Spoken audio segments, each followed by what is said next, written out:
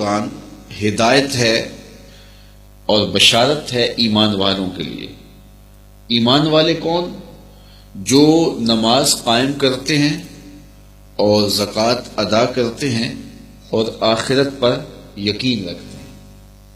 تو یہ تین خوبیاں اہل ایمان کی یہاں بیان فرمائی گئی۔ قرآن مجید کا مطالعہ کرنے سے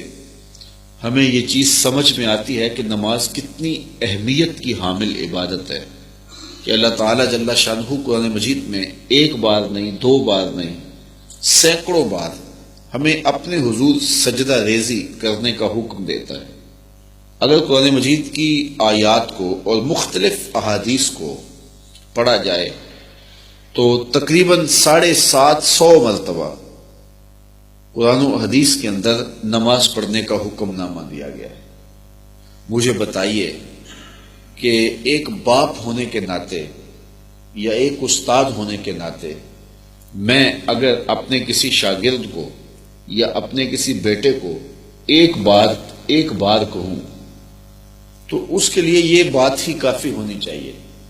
اور اگر میں ایک بار کہوں، پھر دوسری بار کہوں اور تیسری بار کہوں اور وہ میری بات پہ کان نہ دھرے، توجہ نہ دے اور عمل نہ کرے تو میری طبیعت کیا ہوگی اور میرا رویہ کیا ہوگا؟ باوجود کہ ایک باپ ہونے کے ناطے بیٹے کے لیے، اولاد کے لیے شفقتوں کا جہان سینوں میں آباد ہے، لیکن طبیعت میں لامحالہ طور پہ تلخی پیدا ہو جائے گی۔ تو میں ایک باپ ہونے کے ناطے یا ایک استاد ہونے کے ناطے، آپ ایک باپ ہونے کے ناطے یا ایک استاد ہونے کے ناطے ایک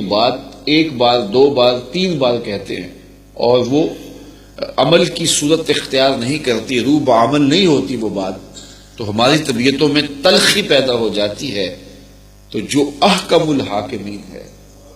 جو رب بھی ہے، خالق بھی ہے، مالک بھی ہے، رازق بھی ہے، تو اس کا تو ایک مرتبہ کہہ دینا ہی کافی ہے،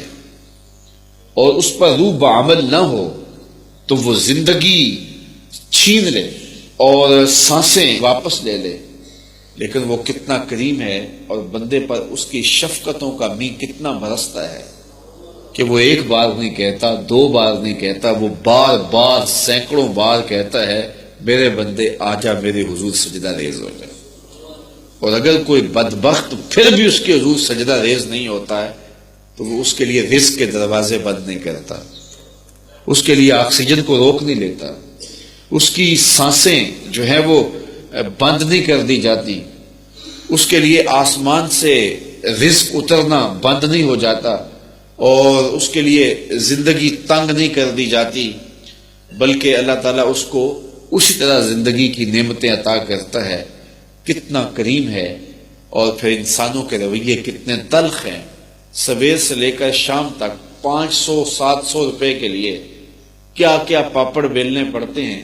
اور کس کس دہلیز پہ حاضر ہونا پڑتا ہے، اور کس کس کو سیلوٹ کرنا ہوتا ہے، لیکن ایک رب کے حضور اسے حاضر ہونے کی توفیق نہیں ہوتی۔ کتنے لوگ ہیں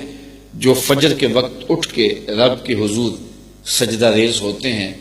یہ بدبخت انسان اور جن ہیں جو اس کے حکموں کو ٹالتے ہیں، ورنہ کائنات کی کوئی چیز ایسی نہیں جو طوعاً اور کرہاً اللہ کے حضور سجدہ ریز نہیں ہوتی۔ علماء فرماتے ہیں کہ یہ جو درخت ہیں یہ قیام کی صورت میں ہیں، اور چوپائے رکوع کی صورت میں ہیں، اور مینڈکیں تشہد کی صورت میں ہیں، اور حشرات الارض جو ہیں وہ سجدوں کی صورت میں اللہ کے حضور جھکے ہوئے۔ اور ایک انسان چونکہ اشرف المخلوقات ہے، اس کی عبادت میں درختوں کا قیام بھی رکھا گیا، اس کی عبادت کے اندر چوپایوں کا رکوع بھی رکھا گیا، اس کی عبادت کے اندر مینڈکوں کی طرح تشہد بھی رکھا گیا، اور حشرات الارض کی طرح سجدہ بھی رکھا گیا، تاکہ اس کی عبادت تمام عبادتوں کا مجموعہ بن جائے۔ اور درخت بھی رب کی تسبیح بولے، چوپائے بھی رب کی پاکی بولے، حشرات الارض بھی رب کی تسبیح بولے، اور جو ہے وہ بلوں سے سر نکال کر کے وہ اللہ کی پاکی بولے، چڑیاں بھی گھونسلوں میں صبح کے وقت رب کی تسبیح کے ترانے پڑھ رہی ہوں۔ وہ کتنا بد نصیب شخص ہے کہ جب صبح سانس لے رہی ہوتی ہے اور جب اللہ کی رحمتیں بندے کو پکار رہی ہوتی ہیں اور وہ خراٹے لے رہا ہوتا ہے۔ کتنا خوش وقت ہے وہ گھرانہ کہ جب صبح کا دودھ اور تڑکا ظاہر ہوتا ہے تو بچے گھروں سے نکل کے مسجد کا رخ کر رہے ہوتے ہیں اور بیٹیاں مصلے بچھا رہی ہوتی ہیں۔ تو اس لیے خوش نصیب ہیں وہ لوگ جن کو 5 گانہ نماز کی سعادات نصیب ہیں۔ تو کہا الذین یقیمون الصلاۃ، وہ خوش نصیب وہ ہیں جو نماز قائم کرتے ہیں۔